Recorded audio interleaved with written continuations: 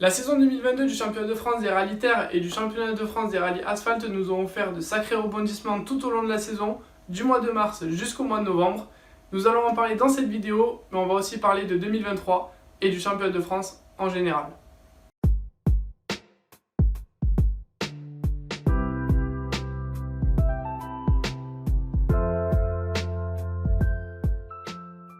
Concernant le championnat de France des rallyes asphalte, Quentin Giordano est venu piquer la couronne à Johan Bonnato. Malgré un début de saison qui était assez difficile pour Johan, il a quand même réussi à obtenir le titre de vice-champion de France des rallyes 2022 et le troisième est Nicolas Siamen. Johan Bonnato, malgré pas mal de podiums en championnat d'Europe, a quand même abandonné 3 fois cette saison, même s'il a gagné 5 épreuves, et est relégué donc, comme je vous l'ai dit, à la deuxième place pour laisser Quentin Giordano lui prendre la couronne.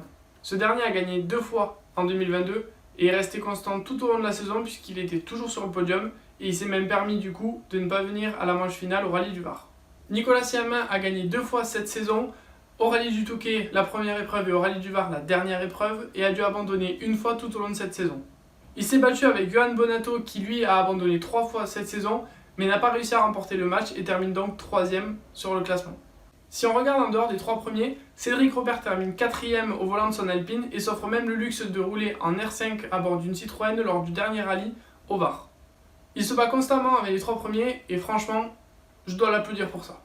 Alors oui, on sait tous que l'Alpine roule très bien puisqu'elle a gagné en 2021 au rallye d'Antibes avec Nicolas Siamen et Cédric Robert la manie super bien depuis 2 ans puisqu'il arrive à jouer tout le temps dans les 5 premiers. Alors, si on regarde derrière Cédric Robert, on retrouve Hugo Margaillan, qui a été lauréat de la Stellantis Rally Cup 2021 et s'est donc vu offrir un baquet à bord d'une R5 en 2022. Alors, il roule fort, certes, mais il a quand même appris en début de saison au rallye du Touquet pour progresser constamment et se retrouver 2ème au rallye du Var et au rallye des Cévennes.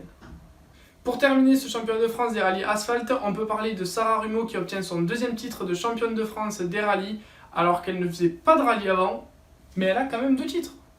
Alors, même si Pauline Dalmasso arrive à rivaliser avec elle, ce sera toujours Sarah Rumeau qui gagnera, en tout cas de ce qu'on a pu voir l'année dernière. Mais peut-être que 2023 nous réserve des surprises. Concernant la saison 2023 du championnat de France asphalte, on va se retrouver avec l'ensemble des épreuves qui figuraient déjà en 2022, en commençant par le rallye du Touquet au mois de mars et en terminant par le rallye du Var au mois de novembre.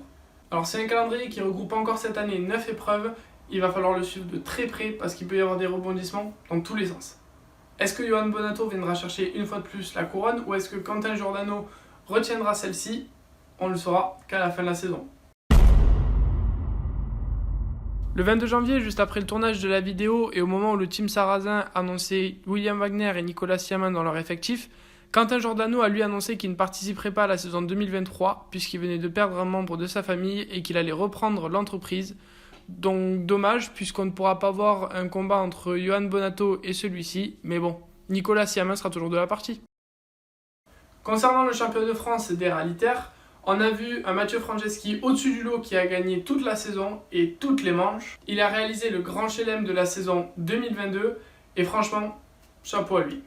Ah, le mec il roulait, mais c'est un avion de chasse. Alors Florent Todeschini qui sortait d'un championnat de France junior a découvert la R5, la Fiesta R5 exactement, et s'est vu retrouver directement au devant. Mais alors, il l'a collé dès la première épreuve.